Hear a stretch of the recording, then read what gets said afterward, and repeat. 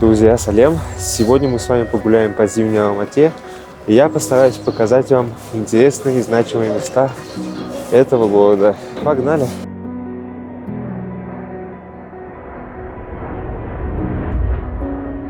И начнем мы с первой локации. Это парк имени 28 гвардейцев-панфиловцев. Здесь как раз-таки находится Вознесенский собор, который вы можете наблюдать позади меня. И давайте его посмотрим. Вознесенский собор в парке 28 панфиловцев – одно из самых красивых и необычных зданий Алматы. Это архитектурное чудо, которое не просто стоит больше века, а пережило одно из самых разрушительных землетрясений в истории региона. Пока каменные здания складывались, как карточные домики, этот деревянный гигант даже не треснул. Все благодаря гениальной конструкции. Брусья скреплены так, что здание словно дышит вместе с землей. В свое время здесь даже был музей атеизма, но сейчас собор снова действует. Внутри тишина, витражи, запах дерева и ощущение, будто время здесь течет иначе. Снаружи высокая колокольня, яркие купола и старые ели, которые только добавляют атмосферу. Даже если вы не фанат храмов, сюда следует заглянуть хотя бы ради истории, впечатляющей архитектуры и крутых кадров.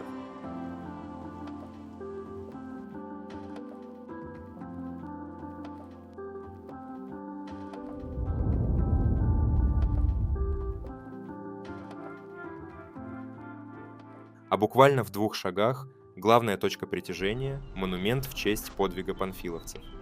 Они ценой своей жизни остановили вражеские танки под Волоколамском. Их стойкость стала легендой, а этот памятник – местом, где каждый может на минуту остановиться и задуматься о прошлом. Красиво здесь. В парке всегда оживленно, даже зимой. Здесь ощущается особая атмосфера города, сочетание истории, природы и неспешного ритма жизни.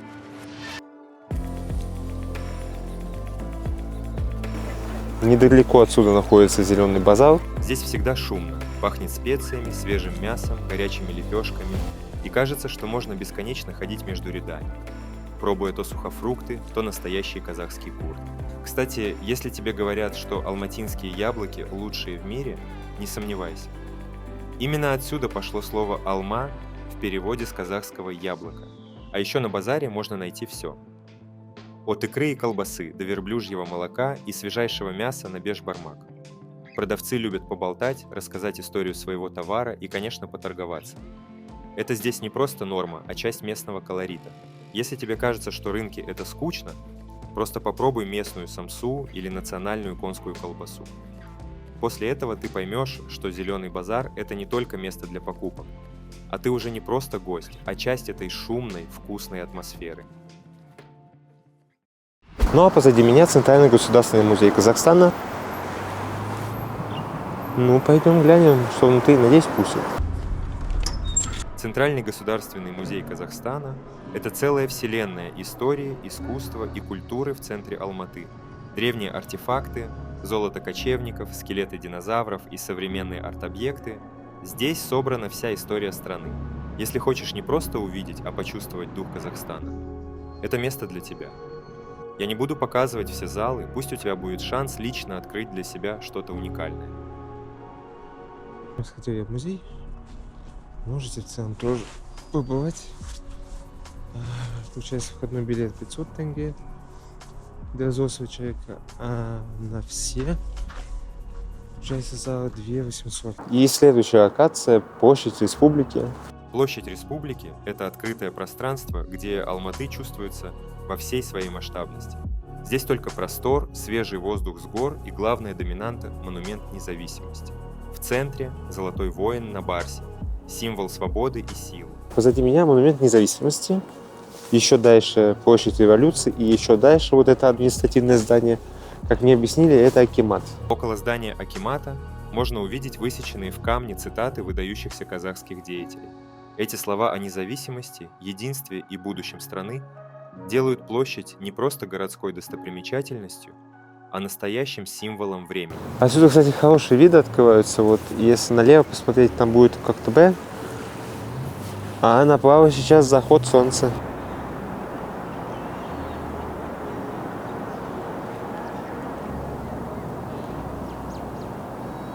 Следующая локация, которую мы с вами посетим, находится рядом с гостиницей «Казахстан». Это 25-этажное здание, которое было построено еще в 1977 году во время Советского Союза. Оно было построено в сейсмически активной зоне, и вот эти вот окна, они не просто так спроектированы. Их форма и расположение продуманы так, чтобы выдерживать сейсмические нагрузки. В случае сильных толчков стекло не разлетается, а остается в раме, снижая риск повреждений. Архитекторы заранее учли, что Алматы – город, где высокая сейсмическая активность. Помимо гостиницы, есть еще одно знаковое здание – Казахтелеком. Оно выглядит так, будто его спроектировали для киберпанкового Алматы будущего. В его основе продуманный сейсмоустойчивый каркас, который гасит подземные толчки, а фасад с ажурными элементами отсылает к традиционным орнаментам, соединяя высокие технологии с местной культурой. А рядом с гостиницей как раз находится канатная станция, к которой мы сейчас пойдем для того, чтобы подняться на Коктебе. Погнали.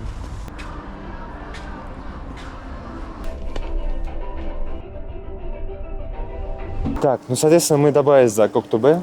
Это одно из самых живописных мест в Алмате. И мы добрались по канатной дороге, которая была основана в 1967 году и является одной из самых старейших в Центральной Азии на данный момент. Стоимость канатной дороги 6000 тенге, это туда-обратно билет. Очень удобно, живописно, можно спокойно воспользоваться. Собственно, вот такой вот приятный видок. Здесь есть прогулочная зона, колесо обозрения, мини-зоопарк, и статуя The Beatles, кажется, самая высокогорная. Не особо понимаю, зачем это здесь, но раз есть, то пускай. Не знаю, видно из-за солнца или нет, но там, получается, сейчас горы идут, смог. Видок был бы замечательный, если бы смога не было. Вообще было бы просто оттас. К сожалению, проход именно к телебашне закрыт. Телебашня расположена на высоте 1130 метров над уровнем моря и является одной из самых высоких телевизионных башен в мире, учитывая ее расположение. Не имеет смотровой площадки, но является важной частью панорамы города. В целом локация достаточно приятная, и с учетом того, что за канатную дорогу нужно отдать 6000 тенге, то воспользуйтесь, посмотрите. Особенно если смога не будет, или его будет поменьше, вот с самого утра вообще кайф, виды отличные.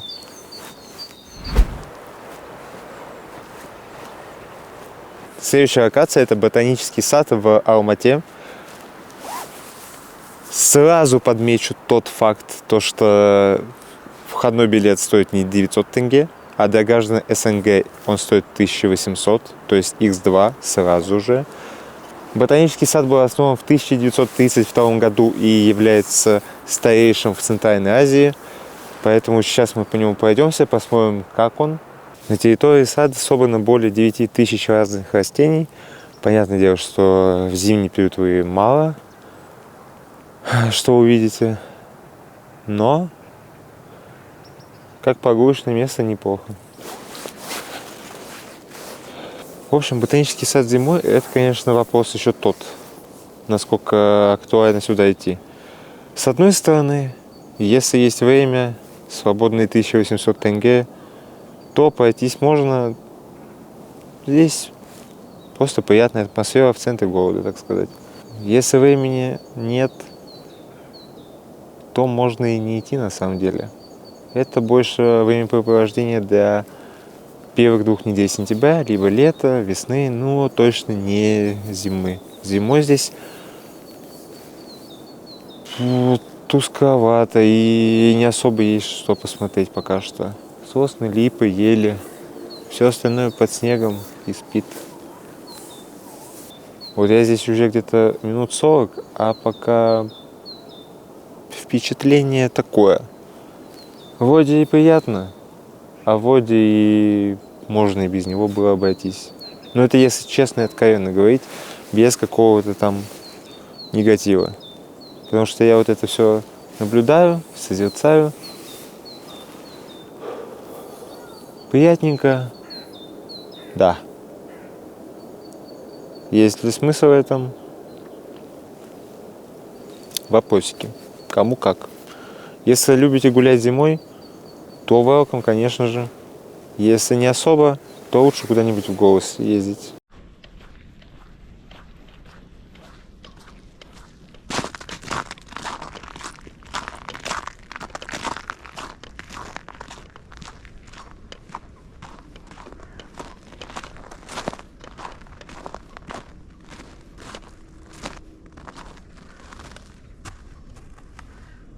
Так, мы сейчас пойдем вот так вверх и налево. Южный выход будет. Небольшой итог по поводу ботанического зимнего сада. Прогулочка в целом приятная, но не стоит 1800 тенге. Вот за 900 или со скидочкой, было бы отлично. А так, ну просто пройтись, если есть время, то можно. Но не более. Да, в целом атмосфера приятная, потому что народу мало. Но ничего посмотреть толком нельзя. Кроме одной аллеи. Все остальное под снегом. Поэтому, ну, такое. Зато видок красивый. По ботаническому саду могу сказать, что просторы, конечно, впечатляют. Но это скорее времяпрепровождение для другого времени года, нежели зимы. Поэтому посмотрим другие места.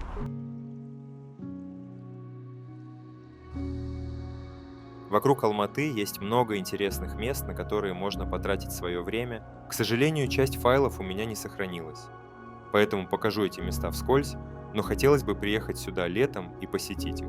Черный каньон – это один из самых недооцененных природных памятников Казахстана.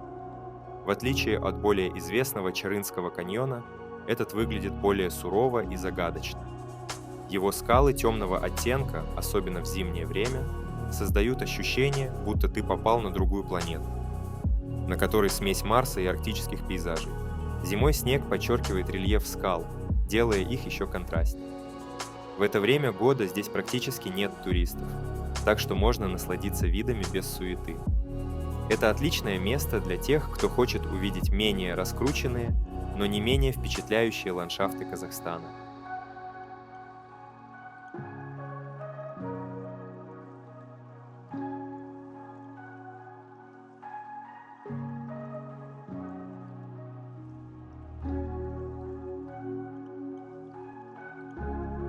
Кальсайские озера – 3 горных жемчужины. Летом это зеркальная гладь воды среди хвойных лесов, а зимой – волшебный мир, где снег покрывает деревья, создавая сказочные пейзажи.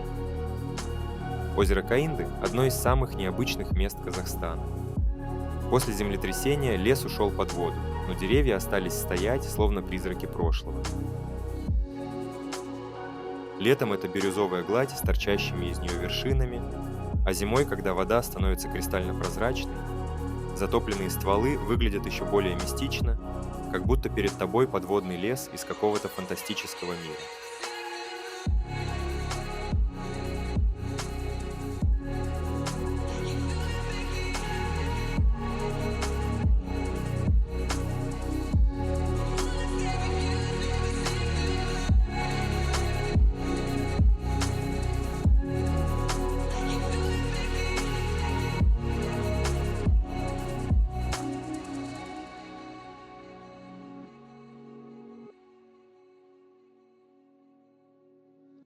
Алматы – это город, из которого удобно сбежать на природу, а потом вернуться обратно, чтобы выпить кофе с видом на горы. Но зимой люди часто уезжают к ледовому катку Медеу и на горный курорт Шимбулак, туда мы с вами и отправимся. Это Медеу, один из крупнейших высокогорных катков в мире. Находится на высоте 1691 метр над уровнем моря. Это не просто спортивный объект, а настоящая ледяная арена среди заснеженных вершин. Ты встаешь на коньки, и перед тобой открывается пейзаж, от которого захватывает дух.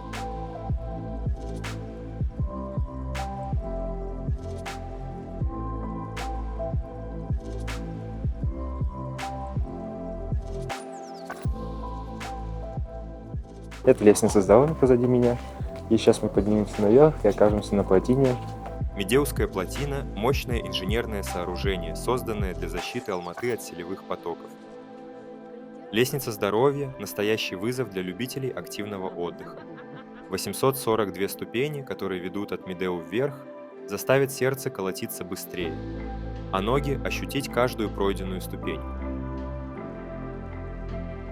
На плотине вас ждет отличный вид, но имейте в виду, чтобы подняться дальше на Шимбулак, вам нужно будет воспользоваться такси, либо спуститься обратно и использовать канатную дорогу. Мне даже интересно уже стало, сколько таксистов.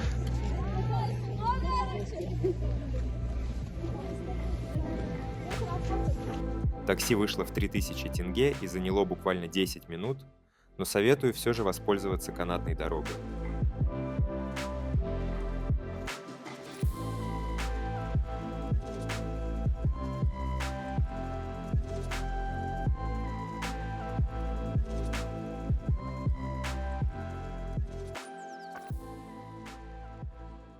Шимбулак – это не просто курорт, а отдельный мир. Вокруг бесконечные склоны, покрытые пушистым снегом, солнце, которое играет на снежных вершинах, и атмосфера абсолютной свободы.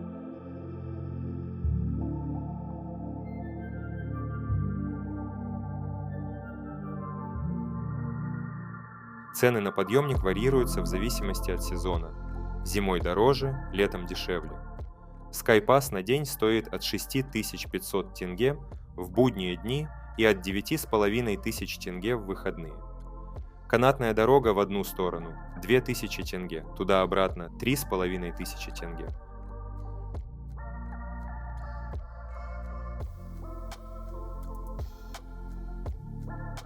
Прокат горнолыжного снаряжения обойдется от 3500 до 15000 тенге в день в зависимости от комплектации.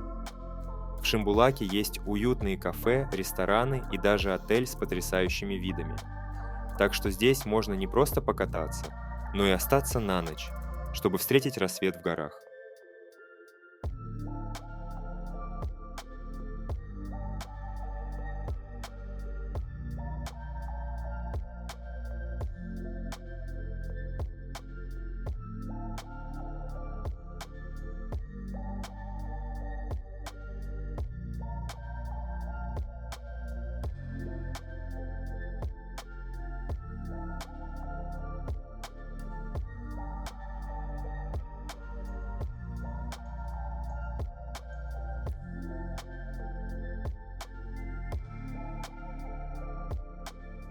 За 3 видео, которые я делал, это будет первый гастрономический совет.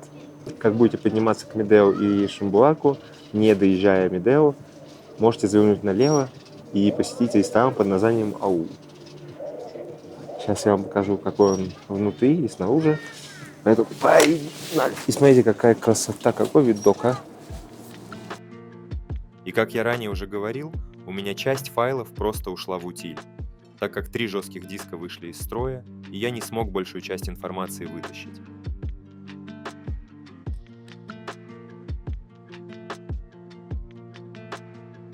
Поэтому огромная часть контента потеряна, но по ощущениям Аул – одно из самых приятных мест в Алмате.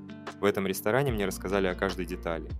Подали изысканные напитки с безупречной подачей, а также восхитительный тартар из конины, который оставил незабываемое впечатление.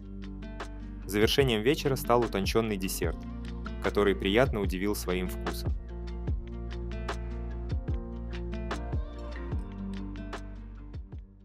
Спасибо, что смотрите. Такое вот у нас вышло путешествие по Алмате. Надеюсь, вам понравилось. Подписывайтесь на канал, ставьте лайки и путешествуйте.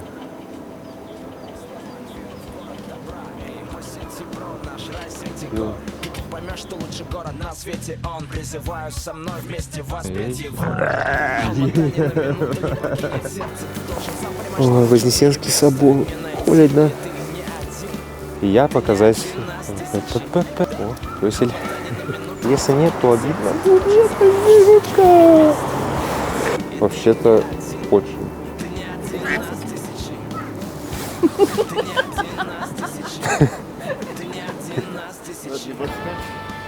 Центральная аптека.